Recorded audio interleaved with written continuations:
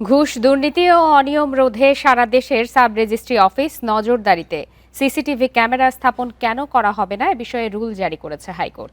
একই সাথে CCTV ক্যামেরাগুলোর কেন্দ্রীয়ভাবে monitoring এবং প্রতিটি সাব রেজিস্ট্রি অফিসের বাইরে বড় ডিসপ্লে মনিটরে সেবাগ্রহীতারা দেখার বিষয়টি এই রুলে যুক্ত করা হয়েছে। সোমবার বিচারপতি বিশ্বদেব চক্রবর্তী এই বিচারপতি আব্দুর রহমানের সমন্বয়ে গঠিত হাইকোর্ট বেঞ্চ জনস্বার্থে করা এক রিটের শুনানি নিয়ে এই রুল জারি করেন। আইন সচিব এবং নিবন্ধন অধিদপ্তরের মহাপরিদর্শককে রুলের জবাব দিতে বলা হয়েছে। রিটকারী আইনজীবী আল মামুন সরোয়ার জানান, ভূমি নিবন্ধন অফিসগুলোর বিরুদ্ধে নানা অনিয়ম ও ঘুষ লেনদেনের অভিযোগ রয়েছে। এমনকি অনেক উপজেলায় সাব রেজিস্ট্রার সময় মতো অফিসে না এসে ইচ্ছা মতো বিকালে অফিস করেন। এতে সেবাগ্রহীতা নানা ভোগান্তিতে পড়েন। এসব অনিয়ম বন্ধে রিটটি দায়ের করা হয়।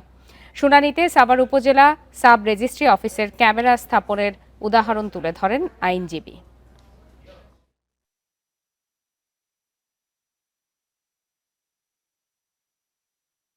সাব রেজিস্ট্রার অফিসটা যদি দুর্নীতিমুক্ত করা যায়, এটা যদি জনগণের অফিস করা যায়, এটা যদি মানুষের কল্যাণের অফিস করা যায়, তাহলে এখানে করাপশন যতটা পারা যায় আর কি কমিয়ে নিয়ে আসা যাবে। এবং এই সিসিটিভি ক্যামেরা বাংলাদেশে যে এভিডেন্স অ্যাক্ট আছে, এই এভিডেন্স অ্যাক্টে কভার করে।